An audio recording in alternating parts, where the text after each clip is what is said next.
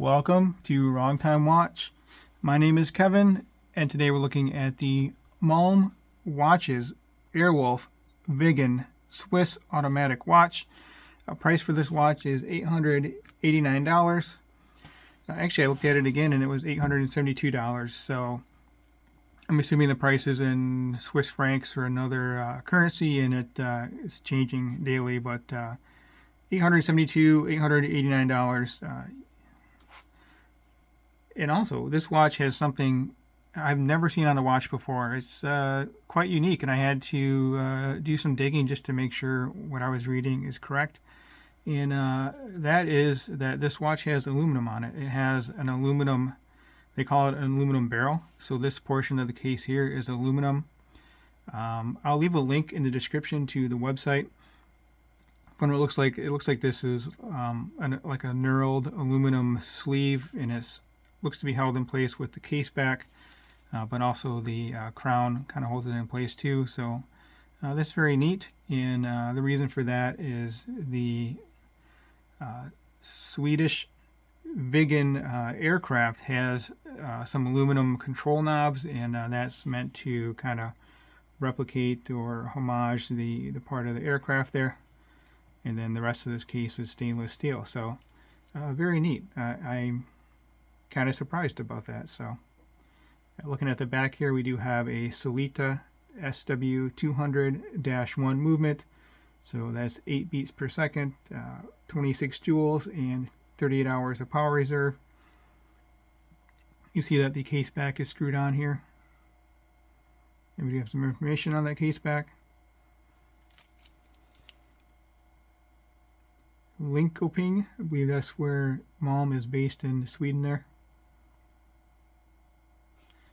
We do have a signed screw down crown, 100 meters of water resistance, and then this crown here is not a screw down, it's a bidirectional crown for that internal timing bezel. So you can rotate that both ways.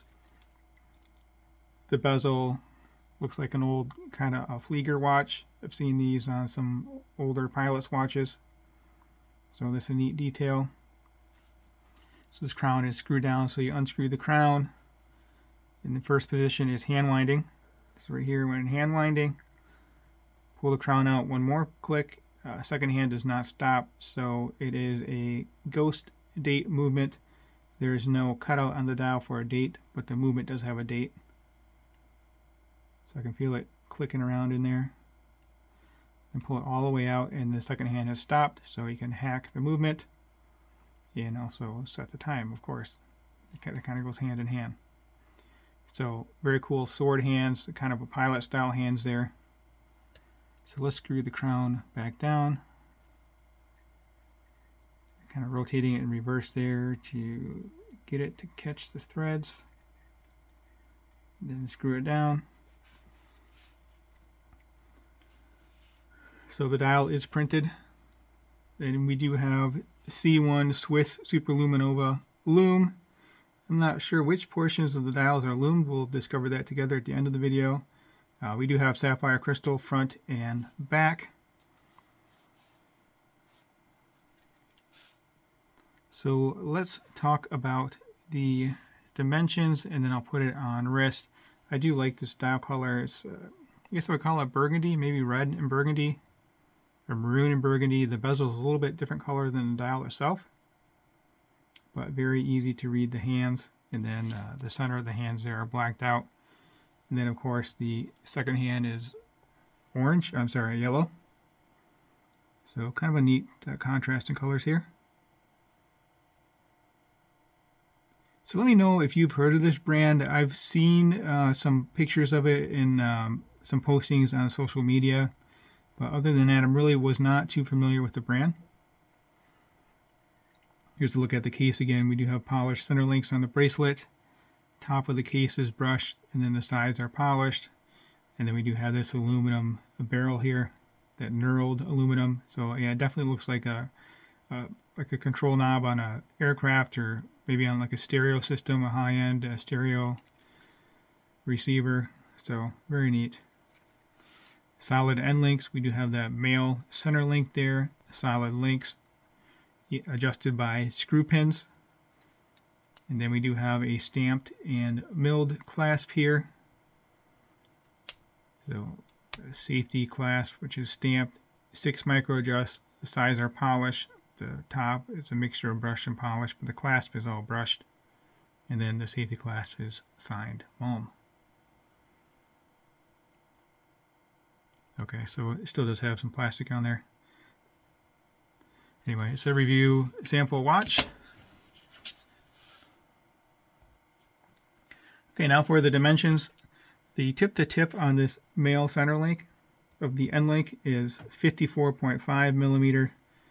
Lug to lug is 48.7 millimeter. Case diameter is a nice size at 40 millimeter. The internal rotating bezel kind of makes the watch look a little bit bigger than what it is. If it had an external rotating bezel like your typical dive watch, it would look a little smaller.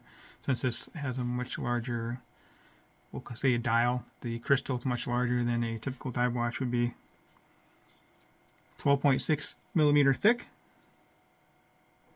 It does look thicker than that, since it's just a kind of a slab-sided case here. It doesn't really have a mid case or a lower case. It's just the whole thing is right there at 12.6 thick, 20 millimeter lug width, and it tapers down to 18 millimeter. Both crowns are 6.4 millimeter, and then the watch weighs in at 154 grams, so about 10 grams heavier than my Submariner. Actually, I can grab that for a comparison here, right before we get into the Loom. Let me get this on wrist first, and then we'll just do a side-by-side comparison with that, if you're interested. It kind of gives a good size reference. So I have a 6.5 inch wrist with a 52 millimeter wristband. The the great distance between these tips here doesn't really come into play that much because they do curve down pretty quickly. And again, we do have those polished center links. Not really a fan of polished center links. I prefer the whole bracelet to be brushed, but I know some other folks like them.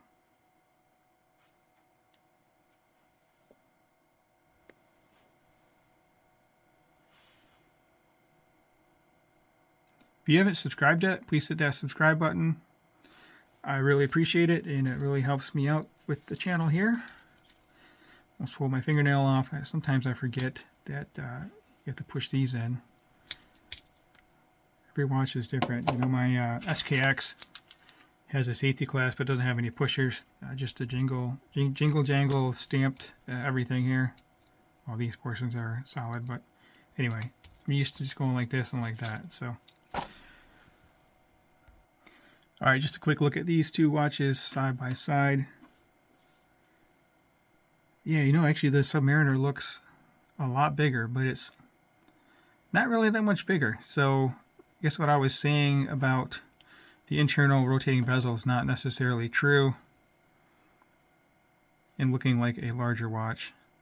I guess because the bezel is still fairly thick, you still have a good amount of metal out here. And then with this one, the black ceramic just comes all the way out. So, but this Submariner is about 10 grams lighter, and it's rated to 300 meters water resistance.